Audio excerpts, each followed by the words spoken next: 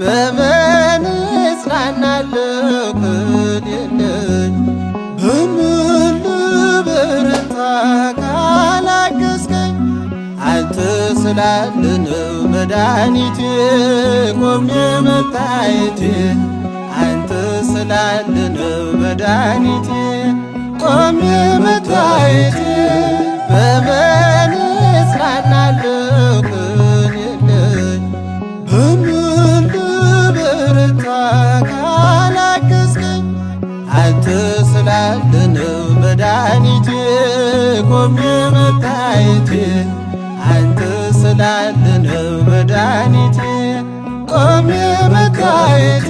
እንደምን ሰነበታችሁ አድማጭ ተመልካቾቻችን። እንኳን ለመድኃኔዓለም በየዓመቱ ጥቅምት 27 ለሚከበረው ለመድኃኔዓለምና ለጻድቁ አባት ለአቡነ መብዓጽዮን ዓመታዊ ክብረ በዓል በሰላም አደረሰን አደረሳችሁ።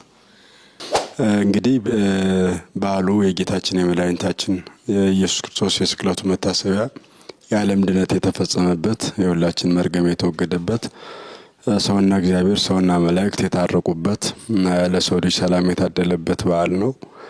የመድኃኔዓለም በዓል መጋቢት 27 የሚከበረውን ነው። በቀኖና ቤተክርስቲያን በአብይ ጾም በዓላት እንዳይከበሩ ይደነግጋል። በተለይም የሚበላውን የሚጠጣውን በሰፊው አዘጋጅቶ መብላት፣ መጠጣት፣ መደሰት በአብይ ጾም የተከለከለ ስለሆነ የመድኃኔዓለም በዓል ወደ ጥቅምት መጥቶ እንዲከበር ቤተክርስቲያን ስራ ሰርታለች። በዚያ መሰረት የመጋቢቱን አሁን ጥቅምት ላይ እናከብራለን ማለት ነው። ከዚያ ጋር ተያይዞ የአቡነ መብዓጽዮን የቅዱሱ አቡነ መብዓጽዮን ኢትዮጵያዊ ጻድቅ ዓመታዊ የዕረፍት በዓላቸው ይከበራል። መብዓጽዮን ማለት ከስማቸው ትርጉም ስንነሳ የጽዮን ስጦታ ማለት ነው። እንግዲህ ከስማቸው ትርጉም እንደምንረዳው የጽዮን ስጦታ ማለት እናት አባታቸው መካኖች ነበሩ፣ ልጅ አልነበራቸውም። እንደ ሊቀ ካህናቱ እንደ ዘካርያስና እንደ ኤልሳቤጥ ልጅ በማጣት በምክነት የኖሩ ነበሩ። እግዚአብሔርንም እመቤታችን ተማጽነዋል ልጅ ለማግኘት። ስለዚህ እመቤታችንን ተማጽነው ጸሎታቸው ተሰሚ፣ ልመናቸው ግዳጅ ፈጻሚ ሆኖላቸው በእመቤታችን አማላጅነት ምክንያት ያገኙት ልጅ ስለሆነ መብዓጽዮን የጽዮን ስጦታ የሚል ትርጉም ያለው ስም ሰጥተውታል ማለት ነው ለልጃቸው። መብዓጽዮን ማለት የጽዮን ስጦታ፣ ከጽዮን ከእመቤታችን በእመቤታችን አማላጅነት ምክንያት ለእናት ለአባቱ በስጦታነት የተሰጠ ማለት ይሆናል። በሌላ መልኩ ደግሞ ከእናት ከአባቱ ለእመቤታችን የተሰጠ የሚል ትርጉም ይኖረዋል ማለት ነው። የአቡነ መብዓጽዮን አስተዳደጋቸውና በተለይ ደግሞ የመንፈሳዊ ሕይወት ጥሪያቸው ምን ይመስላል?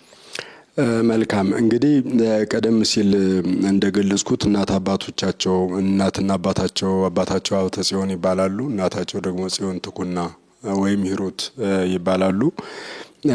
ልጅ በማጣት እግዚአብሔርን ለምነው ይህን ልጅ ካገኙ በኋላ የእግዚአብሔር ስጦታ የሆነውን ልጃቸውን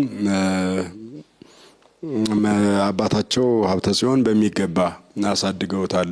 በመንፈሳዊ ሕይወት ኮትኩተው ነው ያሳደጉት። እንግዲህ አባታቸውም በክህነት አገልግሎት ቤተክርስቲያን የሚያገለግሉ ናቸው እንደ ሊቀ ካህናቱ እንደ ዘካርያስ። በዚያ መልኩ መዝሙረ ዳዊትን የሕግ መጻሕፍትን እያስተማሩ አሳድገዋቸዋል። በፍትሐ ነገሥት እንደተጻፈው መቅደመ መኃረዎሙ ለውሉድክሙ መዝሙረ ዳዊት ወምሳሌያተ ሰሎሞን ወመጻሕፍተ ሲራክ፣ ልጆቻችሁን አስቀድማችሁ የዳዊትን መዝሙር የሰሎሞንን መጻሕፍት የሲራክን መጻሕፍት አስተምሯቸው ይላል። በዚያ ውስጥ የምናገኛቸው የጥበብ መጀመሪያ እግዚአብሔርን መፍራት ነው የሚሉ ፈሪሃ እግዚአብሔርን የሚያስተምሩ፣ እናት አባትን ማክበር እንደሚገባ መስማት፣ ለእናት ለአባት መታዘዝ ተገቢ እንደሆነ የሚያስተምር ምክር፣ ዝናት፣ ተግሳጽ እና ልዩ መንፈሳዊ ጥበብ ያለባቸው መጻሕፍት ናቸውና የአቡነ መብዓጽዮን አባት ሀብተ ጽዮን ልጃቸውን እነዚህን እያስተማሩ ነው ያሳደጓቸው ማለት ነው። አስተዳደጋቸውና መንፈሳዊ ሕይወታቸው በዚህ ላይ የተመሰረተ ነው። መንፈሳውያን ቅዱሳት መጻሕፍትን በአእምሯቸው እየተመገቡ እንደ ጡት እየጠቡ አድገዋል ማለት ነው። በዚህ እውቀት ያደጉና በመንፈሳዊ እውቀትም የበለጸጉ ናቸው። የመንፈሳዊ ሕይወታቸው ጥሪም የሚጀምረው ከዚሁ ጋር ተያይዞ ነው። መንፈሳዊ ጥሪ ማለት መንፈሳዊ ትምህርትን ከመማር ነው የሚጀምረው፣ ከማወቅ ይጀምራልና የመንፈሳዊ ሕይወታቸው ወይም ጥሪያቸው ከአስተዳደጋቸው ጋር የተያያዘ ነው። እንደ ቅዱሳት መጻሕፍት እንደሚነግሩን መልካም እንጨት መልካም ፍሬ ያፈራል፣ ኩሉ ዕፅ ሰናይ ፍሬ ሰናይ ይፈሪ። መልካም ዛፍ መልካም ፍሬ ያፈራል፣ ክፉ ዛፍ ደግሞ እንዲሁ ክፉ ፍሬ መራራ ፍሬ ያፈራል። እሬት ወይን ሊያፈራ አይችልም፣ ወይንም ደግሞ እሬት ሊያፈራ አይችልም።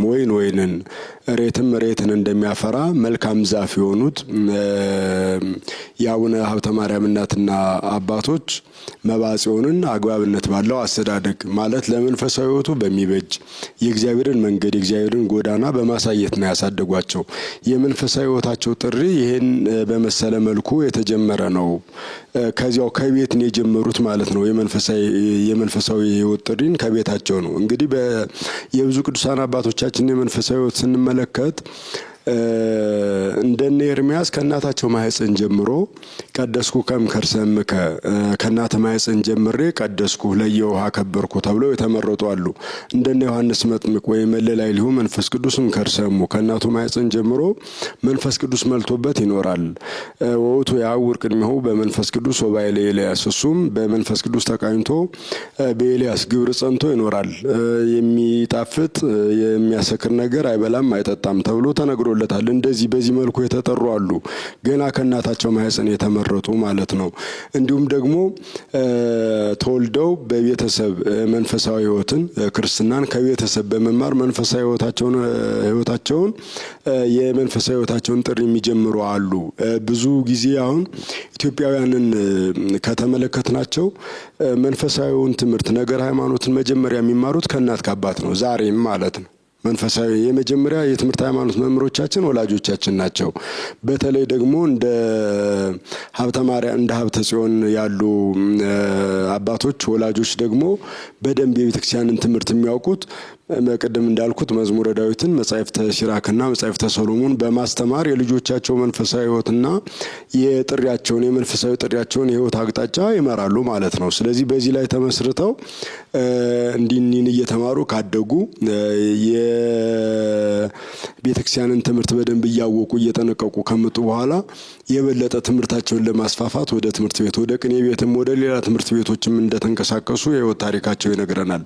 ስለዚህ ምናኔያቸው በዚያ ላይ የተመሰረተ ነው። የቤተክርስቲያን ትምህርት በመማር እንግዲህ ቅዱስ ወንጌል እንደሚነግረን ብፁዓን ለይሰደዱ በእንተ ጽድቅ ስለ ጽድቅ ብለው የሚሰደዱ ብፁዓን ናቸው ይላል። ይህን ሲተረጉሙት መተርጉማን አባቶቻችን በመማር በማስተማር በምናኔ ነው የሚሉት። አንደኛው የምናኔ አካል በትምህርት ቤት መኖር ነው። ከመምህራን እግር ስር ቁጭ ብሎ መኖር፣ የመምህራንን አርአያነት ገንዘብ ማድረግ። መምህራኑ ያው በምናኔ የሚኖሩ ናቸው። በተለይ በገጠሪቱ ኢትዮጵያ ያሉት አባቶቻችን ማለት ነው። ስለዚህ አቡነ መብዓ ጽዮን የመንፈሳዊ ሕይወታቸውን እድገታቸውና የመንፈሳዊ ሕይወት ጥሪያቸው ይህን የመሰለ ነው። ከመምህራን እግር ስር ባለመለየት ቅዱሳት መጻሕፍትን በመማር የጠለቀውን የቤተክርስቲያን እውቀት በመረዳት በመጠንቀቅ በማወቅ ላይ የተመሰረተ ነው የመንፈሳዊ ሕይወት ጥሪያቸው ማለት ነው። ስለዚህ በዚህ መሰረት ነው ከዚያው ከመምህራን እግር ስር ከኖሩበት ቦታ ነው ወደ ምናኔ ያዘነበሉት ማለት ነው። በሕይወት ታሪካቸው ላይ የምናገኘው ሕፃን ሳሉ በጣም ገና ብላቴና ሳሉ አስተዳደጋቸው አንድ ካህን በእንግድነት አባታቸው ቤት መጥቶ ያድራልና የእመቤታችንን ስዕል ይዞ ነበር ይላል ታሪካቸው። ገድላቸው ነው ድርሳነ መድኃኔዓለም ስናነብ የምናገኘው ነውና ያችን ስዕል ካህኑ ረስተዋት ይሄዳሉ ከዚያ ቤት እና ረስተዋት እንዲሄዱ ለመጀመሪያ ጊዜ ያገኛት ሕፃኑ መብዓ ጽዮን ነበር። የዛሬው አባ መብዓ ጽዮን ነው ወይም ቅዱስ ወይም ጻድቅ ብለን የምንጠራቸው የምናከብራቸው አባት ማለት ነው። እና ያችን ስዕል ሲያገኟት ለሌላ ሰው ለመስጠት ፈቃደኛ አልነበሩም። ሙጭጭ ብለው ይዘዋት ነበር ነው የሚል የእመቤታችን የስዕሏ ፍቅር ልባቸው ላይ ነበር እና ያችን ይዘው ሳለ አባታቸው ይችን ስዕል እንዴት አድርጌ ካህኑን አግኝቼ ልስጠው እያሉ ሲፈልጉ ካህኑን ሌላ ጊዜ ያገኟቸው ማለት ነው። እና የሆነውን ነገር ነገሯቸው። ስዕሏን ረስተው እንዲሄዱ ሕፃኑ ይዞ ለሌላ ሰው አልሰጥም እንዳለ ነገሯቸው እና አሁንም መጥተው ስዕላቸውን እንዲወስዱ ሲጠይቋቸው አይ ስዕሊቱ ከኔ ጋር ልትኖርማ ብትፈቅድ ኖሮ አረሳትም ነበር። ስለዚህ እንድትኖር የተፈቀደው ለሕፃኑ እንድትሆን የተፈቀደው በቃ ስለዚህ ስጦታ ናት፣ ለሱ ሰጥቻታለሁ፣ እዚያው ትኑር አሉ ይላል እና ከዚህ ጀምሮ የእመቤታችን ፍቅር ያላቸው ከሕፃንነታቸው ጀምሮ ፍቅረ ድንግል ማርያም በልቡናቸው ያደረባቸው ሰው ናቸው። መብዓ ጽዮን ወይም ተክለ ማርያም፣ በትረ ማርያም ብዙ ስም ነው ያላቸው። ከ3 ያላነሰ መጠሪያ ስም አላቸውና እንግዲህ ወደ ቅኔ ትምህርት ቤት ወደ አብነት ትምህርት ቤቶች ጎራ ስንል ተክለ ማርያምና በትረ ማርያም የሚለው ስማቸው ይጎላል። ገድላቸውን ስንመለከተው ደግሞ መባጽዮን የሚለውን አጽንኦት ሰጥቶ ይገልጠዋል። እነዚያን ስሞችም ጠቅሳቸዋል አሉ ወደ ድርሳነ መድኃኔዓለም እና እሳቸው ገድል ላይ ማለት ነውና በዚህ መልኩ ከልጅነታቸው ጀምሮ የእመቤታችን ፍቅር ያላቸውና ወደ መንፈሳዊ ሕይወት ያዘነበለ ማንነት የነበራቸው ቅዱስ ናቸው አቡነ መባጽዮን። መምህር እንግዲህ ወደ ቀጣዩ ጥያቄያችን ስንሄድ ያው ጥቅምት 27 ከመጀመሪያ እርሶ እንደተናገሩት መጋቢት 27 ያለ የመድኃኔዓለም በዓልን ወደዚህ አምጥተነው ነው በጥቅምት 27 የምናከብረውና የጻድቁ አባት የአቡነ መባጽዮንም በዓል በጥቅምት 27 ነው የሚከበረውና የመድኃኔዓለምና የጻድቁ አባት የአቡነ መባጽዮን ጥምርታቸው ምንድን ነው?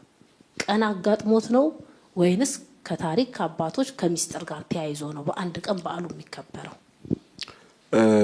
በጣም ጥሩ ጥያቄ ነው። እንግዲህ መባጽዮንን ስናነሳ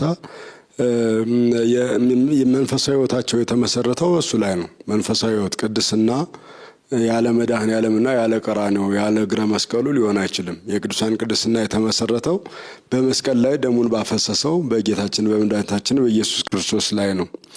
ስለዚህ በቅዱሳን ላይ አድሮ የሚኖር ነው የሚባለው እሱ ራሱ ማለት ነው። ቅዱሳን የሱ ማደሪያዎቹ ናቸው፣ መክበሪያዎቹ ናቸው። እነሱም ደግሞ የሚከብሩት በሱ ነው። በተለይ አቡነ መባጽዮንን ስንመለከት በዓላቸው ብቻ ሳይሆን ገድላቸው ድርሳነ መድኃኔዓለም ከሚለው መጽሐፍ ጋር አንድ ላይ ነው ያለው። እንግዲህ ይሄ እሳቸው ከመድኃኔዓለም ጋር ያላቸውን ጥብቅ ግንኙነት ያመለክተናል ማለት ነው እና ይሄ ባሉት ጥምርታ ቀን ገጥሞት ወይም ደግሞ በአጋጣሚ የሆነ ነገር ሳይሆን ቅዱሱ በአለ የምናኔ ይኸው ዘመናቸው በሙሉ መድኃኔዓለም በማሰብና ልቡናቸው ከነገረ መስቀሉ ሳይለይ የኖሩ ሰው ናቸው። ጌታችን የተገረፈውን ግርፋት፣ የጠጣውን መራራ ሐሞት፣ የደረሰበትን የዕለተ ዓርብ ጽዋዕትወ መከራ ዕለት ዕለት ያስቡ የነበሩ ቅዱስ ናቸው እና ትልቅ ደንጋይ እያነሱ ሰውነታቸውን ይደበድቡ እንደነበረ በዕለተ ዓርብ የጌታችንን መከራ ለማሰብ ማለት ነው። እንዲያው በድንጋይ ሰውነታቸውን ሲደበድቡ ለሞት እስኪደርሱ ድረስ ራሳቸውን እስኪስቱ ድረስ ራሳቸውን መከራውን በማሰብ ሲደበድቡ የነበሩ ቅዱስ ናቸውና መድኃኔዓለም ራሱ መጥቶ ደሰስ አድርጎ ከዚያ በድንጋይ ራሳቸውን ከደበደቡበት ማንነት ፈወሳቸውና እኔን የገደሉኝ ጨካኞች አይሁድ ናቸው፣ አንተ ራስን እንድትገል ነውን አላቸው ይላል። ይሄ ለሱ ያላቸውን ፍቅር የገለጡበት ነውና ከዚህ በተጨማሪ የኛን መራራ ሕይወት ለማጣፈጥ መራራ ሐሞትን እንደጠጣ ለማስታወስ በዕለተ ዓርብ በየሳምንቱ ኮሶ የሚባል መራራ እንጨት አለ። ያንን በጥብጠው ይጠጡት ነበር። ያ መራራ ሐሞቱን ለማስታወስ ለኔ መራራ ሕይወት መጣፈጥ ምክንያት የሆንከው አንተ የኔን መራራ ሕይወት ያጠፈጥከው መራራ ሐሞትን ጠጥተህ ነው እያሉ ያን መራራ ሐሞት መጠጣቱን ዕለት ዕለት በልቡናቸው ሰሌዳ ላይ መዝግበው ያነቡ የነበሩና እንባቸው አይናቸው በእንባ ልባቸው በሐዘን ተሞልቶ ይኖሩ የነበሩ ወንጌላዊ ዮሐንስን የመሰሉ ሰው ናቸው።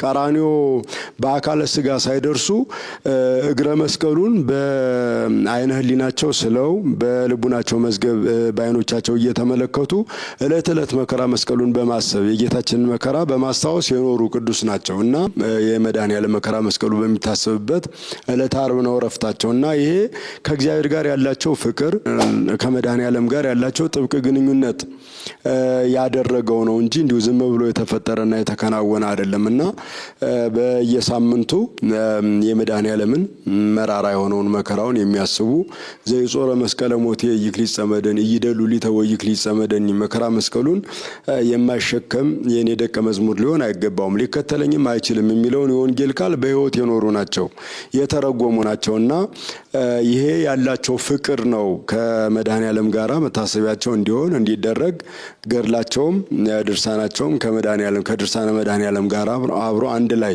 እንዲዘጋጅ ያደረገው ይሄ ከመድኃኔዓለም ጋር ያላቸው ፍቅር ነው። መምህር የአቡነ መባጽዮንን ወይንም በተለይ ጥቅምት 27 በዓል ስናነሳ ለመጀመሪያ ጊዜ ዝክርን የጀመሩት የመድኃኔዓለምን መባጽዮን ናቸው ይባላልና ስለዚህም አሁንም ዝክር ብዙ ጊዜ እያዘከርን ነው ያለነውና ከዚህ ጋር ያለው የጻድቁ አባት የአቡነ መባጽዮን ዝክር አጀማመርና አሁን እኛ ይዘን ያለነው ነገር ምን ይመስላል በሚል ላይ የተወሰነ ነገር ብናይ እንግዲህ የመድኃኔዓለምንም ሆነ የቅዱሳን አባቶቻችን የዝክር ሁኔታ እከሌን የጀመረው የምንለው ሳይሆን ቅዱሳት መጻሕፍት የሚነግሩን እውነታ ነው። ቅዱስ ወንጌል ምን ይላል? መድኃኔዓለምን አይደለም ሌሎችን ቅዱሳን እንድናስብ በስማቸው ደግሞ ዝክር እንድንዘክር ቤተ መቅደስም ወይም ደግሞ መታሰቢያ እንድናቆም የሚነግረን ቅዱስ መጽሐፍ ነው። ለምሳሌ መታሰቢያቸውን በተመለከተ በማቴዎስ ወንጌል ምዕራፍ 10 ከቁጥር 45 ጀምሮ ስናነብ የምናገኘው ነገር አለ። ሁልጊዜ የምናነበው ነው። አስቴ ጽዋ ማይ ቆሪር በስመ ረድኤ አማን ብለክሙ እያጎል ሴቶ በደቀ መዝሙሬ ስም ቀዝቃዛ ውሃ ያጠጣ የሚያጠጣ ቢኖር ዋጋው አይጠፋበትም። ይሄ ቅዱስ ወንጌል የነገረን ነው። ስለዚህ ዝክረ ቅዱሳንም ሆነ የጌታችን መታሰቢያ ከዚህ ያለፈ አይደለም በዝክር ደረጃ የምናደርገው እና ዝክር ማለት በጠቅላላው ካለን ነገር ቆርሶ ማጉረስ፣ ቀዶ ማልበስ፣ ምጽዋት መስጠት፣ ለድሆች ማካፈል በቅዱሳት መጻሕፍት ዘረው ወሀበ ለነዳይ ወጽድቁኒ ይነብር ለዓለም ሰጠ በተነ ጽድቁ ለዘላለም ይኖራል እየተባለ የተገለጠው በብሉይ ኪዳንም በሐዲስ ኪዳንም ያለ ነው። ስለዚህ በዚያ መሰረት ማንኛውም የእግዚአብሔር አገልጋይ ያንን ሕግ በዚያ ላይ የተጻፈውን የበረከቱ ተካፋይ ለመሆንና ዘለቀሆ ለነዳይ ለቀሆ ለእግዚአብሔር ለድሃ የሰጠ የመጸወተ ለእግዚአብሔር አበደረ በሚለው መሰረት እንዲሁም ዝክር በምታደርግ ጊዜ ባለጸጎችን ባለሀብቶችን አትጥራ አላ ጸው ነዳያነው ምስኪናነ ድሆችን ምስኪናኑን አይናቸው የፈረጠ እጃቸው የተቆረጠውን ድሆቹን የዕለት ጉርስ የዓመት ልብስ ያጡትን ነገ ይከፍሉኛል ለማንላቸውን ማለት ነው ከነሱ ሳይሆን ከእግዚአብሔር አገኘዋለሁ በሚል እምነት የምናደርገው በስላሴ ስም ይሆናል፣ በመላእክት ስም ይሆናል፣ በቅዱሳን ስም ይሆናል፣ በሰማዕታት ስም ይሆናል፣ በነቢያት በሐዋርያት ስም ሊደረግ ይችላል ማለት ነው። መሰረቱ ብሉይ ኪዳንና ሐዲስ ኪዳን ነው። በዚያ ላይ የተጻፈ የተመዘገበ ነው ዝክር ማለት። ስለዚህ በዚህ ሂደት የአቡነ መባጽዮን እዚያ በቅዱስ መጽሐፍ የተጻፈውን የእግዚአብሔርን ማሰብ ስሙን መጥራት መታሰቢያውን ማድረግ አስፈላጊ ስለሆነ የመድኃኔዓለምን መታሰቢያ በየወሩ ያደርጉ እንደነበረ ገድላቸው ይነግረናል። ድርሳናቸውን ስንመለከት የምናነበው ነገር ነው። ዝክሩን ብቻ አልነበረም ያደርጉ የነበረው ዕለት ዕለት የመድኃኔዓለም ስጋውን ደሙን ይቀበላሉ፣ መታሰቢያውን ያደርጋሉ፣ ሌላ መልካም ነገሮችን የሚፈጽሙበት ነበር ማለት ነውና ዝክሩ ያው የተገለጠ በመጽሐፍ የተቀመጠ ነው። እንግዲህ ለኢትዮጵያውያን ዝክር አዲስ አይመስለኝም። በየዕለቱ ቅዱሳን በሚታሰቡበት፣ ሰማዕታት በሚታሰቡበት፣ ነቢያት በሚታሰቡበት፣ ሐዋርያት በሚታሰቡበት፣ የእግዚአብሔር በዓላትም ሥላሴ የሚሆኑ መድኃኔዓለም በሚታሰብበት ጊዜ ያው የምእመናን ቤት ሁሉ ከጸበል ጸዲቅና ከዝክር የሚለይ አይመስለኝም። እንግዲህ የዝክሩን ሁኔታ ሰብሰብ ብለው አንድ ላይ ጽዋ በመመስረት በየወሩ ተሰብስበው የሚዘክሩ ይኖራሉ። ጽዋ የሚባል ስብስብ ሳይኖር ደግሞ በየግሉ ምእመናኑ በየቤታቸው ዝክር አዘጋጅተው የሚዘክሩበት ሁኔታ አለ ማለት ነው። ኢትዮጵያውያን የእያንዳንዳቸው የቤቴ ጠባቂ ነው ብለው የሚያምኑት የሚያስቡት ቅዱስ አላቸው በየወሩ ወይ መልአክ ነው ወይ ሐዋርያ ነው ወይ ሰማዕት ነው ወይ አንድ ጻድቅ ነው ያን ያስባሉ ማለት ነው። ከነዚህ የተለየ ሕይወት ያለው ኢትዮጵያዊ ያለ አይመስለኝም። ተሰብስበን አንድ ላይ ብናደርገው ለትምህርትም የደከመውን ለማጽናትም ለልዩ ልዩ ነገርም ይደረጋል። እንዲያውም አሁን በዚህ በከተማ ደረጃ ጽዋ ተብሎ በየቤቱ የሚጠጣው አለ አይደለ? ወደ ገጠር ስንሄድ ሁለት አይነት መልክ ይኖረዋል። መንገድ ላይ የሚጠጣል። መንገድ አንድ ዛፍ አለበት፣ መንገድ ዛፍ ስር ይጠጣል። ለምን ነው ሲባል መንገደኞች የተራቡት የተጠሙት እዚያ ላይ ማረፍ እንዲችሉና ዝክሩን መሳተፍ እንዲችሉ ነው። የተራበ ሰው በዚያ በመንገዱ ሲያልፍ የዝክሩ ተሳታፊ እንዲሆን በማሰብ ነው የሚያደርጉት። በመንደርም ይደረጋል። በመንደርም ማህበር ይሉታል። እዚህ በከተማው ጽዋ ይባላል፣ በገጠሩ ማህበር ይባላል። ያው አንድ ላይ እንዲሁ ወይ 12 ወይ 24 የተወሰነ ቁጥር ሆነው የሚያደርጉት ይኖራቸዋል ማለት ነው። ያ ሁሉ ዋና ዓላማው እነሱ ብቻ ተሰብስበው መብላት አይደለም። በእነሱ በቅዱስ ወይም በጻድቁ ስም ተረኛው አካል ሲያዘጋጅ እነዚያ ሰዎች መጥተው ሲበሉ ብቻቸውን አይበሉም። ድሆች የተራቡት የተጠሙት የአብነት ትምህርት ቤቶች በምናኔ ከሀገር ወደ ሀገር የሚሉ ሁሉ የዝክሩ ተሳታፊዎች ይሆናሉ ማለት ነው። ስለዚህ በምጽዋቱ ያላቸውና የሌላቸው አንድ ይሆኑበታል፣ ሊገናኙበታል ማለት ነው። ድሃ ሀብታም፣ ያለው የሌለው ሳይባል ሁሉም አንድ ሆኖ የቅዱሱን ስም ወይም ደግሞ የሚታሰበውን ጻድቅ ስም በማሰብ ዝክሩን ያደርጋል ማለት ነው እና ይሄ ለኢትዮጵያውያን በጣም እንግዳ ወይም ባዳ ሊሆን አይችልም። እለት እለት የሚደረግ እንዲህ ቅድም እንዳልኩት በስብስብም በግልም የሚደረግ እንዲያውም አሁን ስንመለከት በየመስሪያ ቤቱ በየቢሮዎቹ ሁሉ ሊደረግ ይችላል ማለት ነው እና በልዩ ልዩ መልኩ የቅዱሳን ዝክር የሚደረግበት የእመቤታችን መታሰቢያ የሚደረግበት የመድኃኔዓለም የሥላሴም የአምላካችን ዝክረ ስሙ የማይጠፋባት ሀገር ናት ሀገራችን ኢትዮጵያና ከኒ ኢትዮጵያውያን አንዱ ናቸው አቡነ መባጽዮን እና መድኃኔዓለምን በልዩ ሁኔታ ይዘክሩት ነበር። በልዩ ሁኔታ ፍቅሩን ያስቡ ነበር። ልክ ነው፣ ገድላቸውም ይናገራል የመድኃኔዓለም ዝክር ይዘክሩ እንደነበረ እና እንግዲህ ጋው አይጠፋበትም አይደል ያለን። ያው ዋጋቸው እኮ ነው፣ መታሰቢያቸው ነው። ከመድኃኔዓለም ጋር አብረው መክበራቸው እኮ ነው። እሱን ያከበረ ከሱ ጋር አብሮ እንደሚከብር ቅዱስ መጽሐፍ ይናገራል።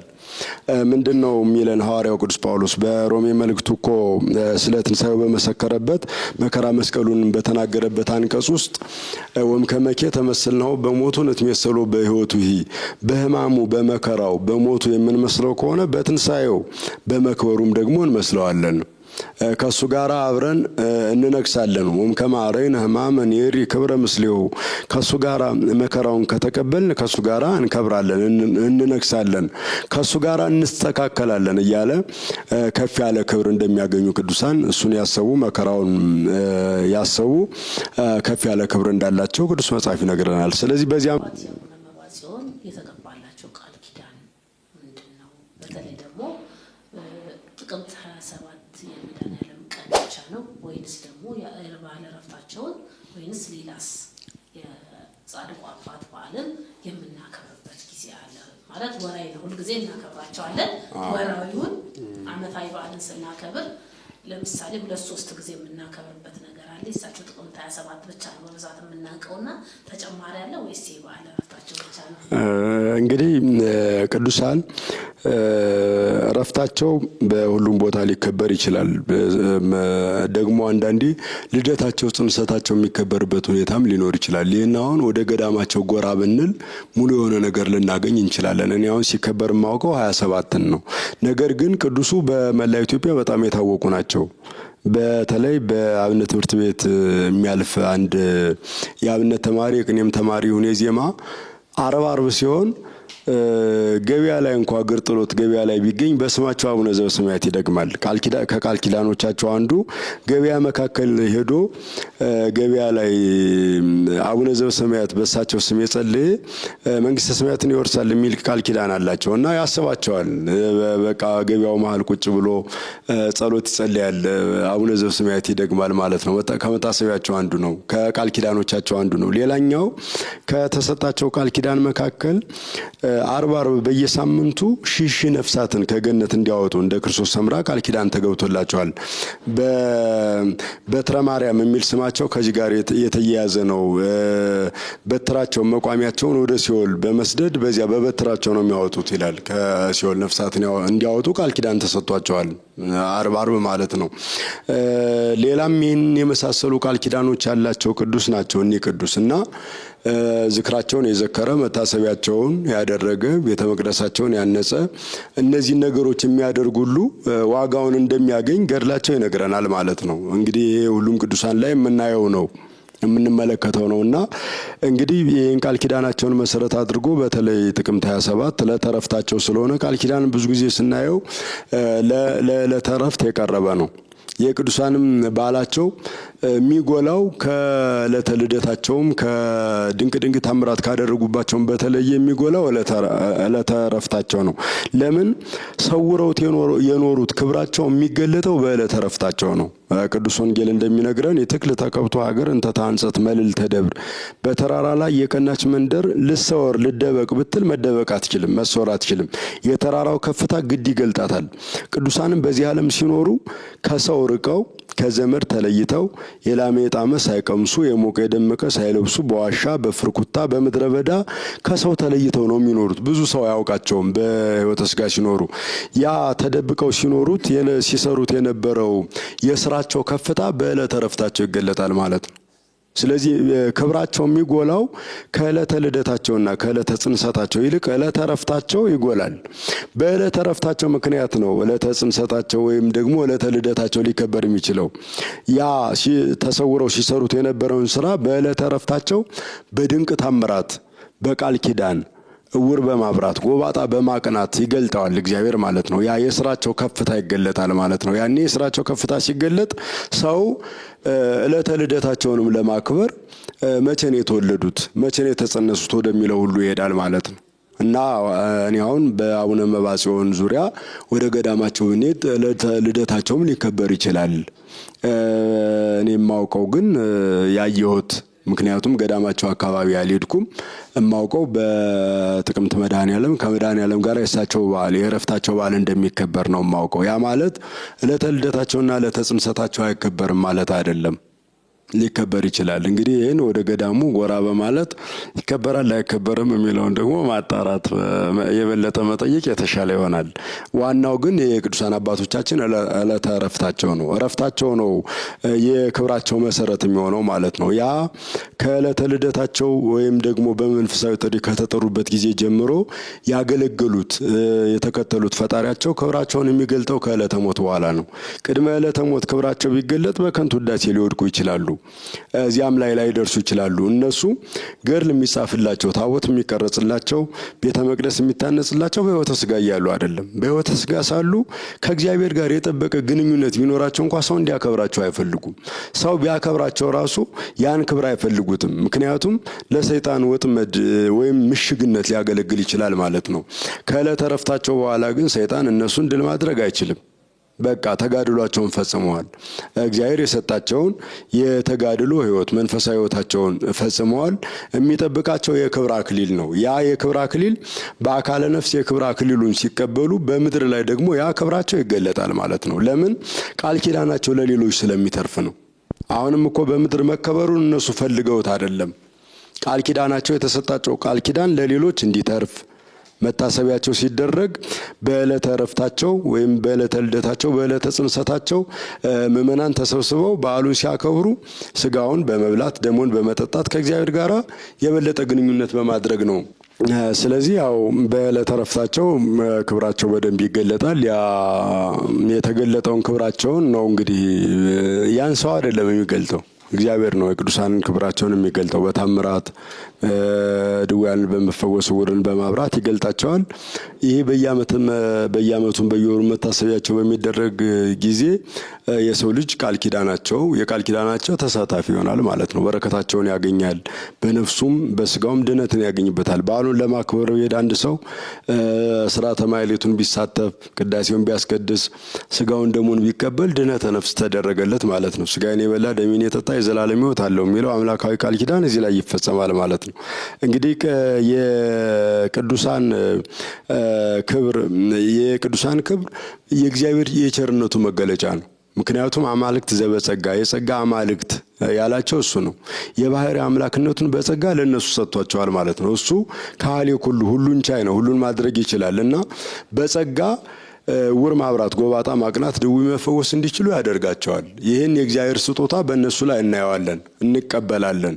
የእግዚአብሔር የጸጋው ቤተ መዛግብቶች ናቸው ማለት ነው ቅዱሳንና በዚህ መልኩ በዓላቸውን በማክበር መታሰቢያቸውን ዝክራቸውን በመዘከር ገድላቸውን ድርሳናቸውን በማንበብ ትምህርት እናገኛለን። የሕይወታቸውን መንገድ እንመለከታለን።